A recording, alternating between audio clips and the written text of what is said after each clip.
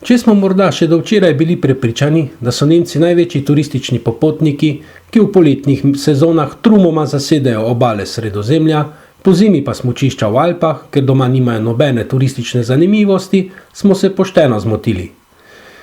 Nemčija je ena od najbolj obiskanih turističnih držav v Evropi oziroma je povsem na vrhu. Seveda pa do takšnih rezultatov niso prišli po naključju, temveč žanjejo uspešna vlaganja v turistično infrastrukturo in promocijo. Tako so oktobra pripravili v Weimarju turistično delavnico, kamor so povabili predstavnike turističnih agencij in medijev Srednje in Vzhodne Evrope. Turisti in gostje iz teh držav so tudi zelo zaželeni v Nemčiji, ker jim prinašajo lepe prihodke. Med 3-dnevnim ogledom turističnih znamenitosti Potsdama, Dessauer, Weimarja in Jene so na koncu pripravili srečanje med lokalnimi turističnimi agencijami, hoteli in drugimi ponudniki z gosti iz tujine. Besede so najpogosteje zadevale teme, kaj ena stran ponuja drugi in seveda kakšni so plačilni, namestitveni in drugi pogoji. Tudi iz Slovenije so se tega srečanja udeležili predstavniki turističnih agencij. 3 smo povabili tudi pred našo kamero. Vsem smo zastavili ista vprašanja. Zakaj so se udeležili srečanja, kakšna so njihova pričakovanja in kako je poslovati z Nemci. Delavnice smo se udeležili na povabilo Nemške gospodarske zbornice Slovenije, ki prireja ta srečanja.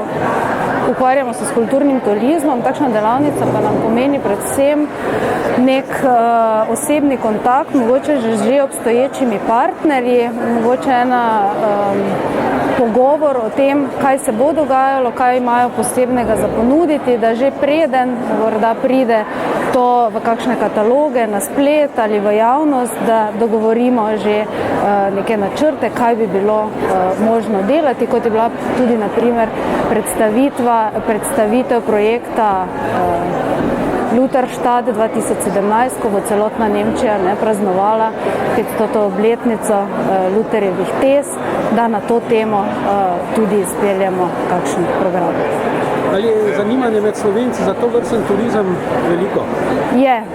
Je, vendar v zelo specifičnih, omejenih skupinah, društvih, mogoče šolah, interesnih združenjih na tak način, morda malo manj na razpisanih potovanjih, individualnih potovanjih. Govorimo o teh časih, o krizi, ali se pri vašem delu to kaj pozna?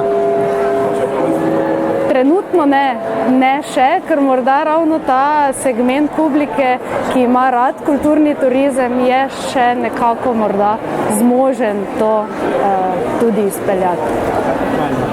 Borza je za našo agencijo vedno izziv, saj lahko tukaj odkrivamo nove možnosti za sodelovanje z različnimi partnerji iz celotne Nemčije.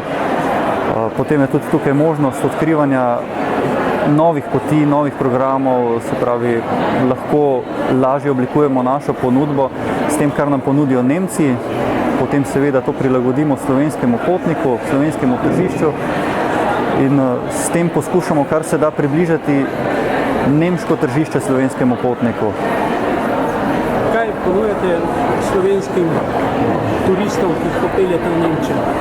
Slovenskim turistom lahko ponudimo vse od obiska večjih in manjših mest do obiska naravnih znamenitosti, obiska muzejev, tako da lahko pripravimo različne tematske izlete, s katerimi potem poskušamo vsakemu približati tisto, k čemur najbolj stremi, kar mu je najbolj všeč. Kakšni so nemški partnerji za poslovanje?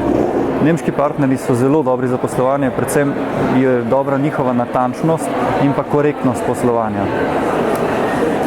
Prvič zato, ker tukaj še nikoli nisem bila v življenju, ker se mi zdi, da ponujajo ogromno stvari, ki jih pač lahko ponudimo našim turistom in seveda veliko kulture, umetnosti, pač tega, kar ljudje danes potrebujejo. Kaj zajema ponudba vaše agencije?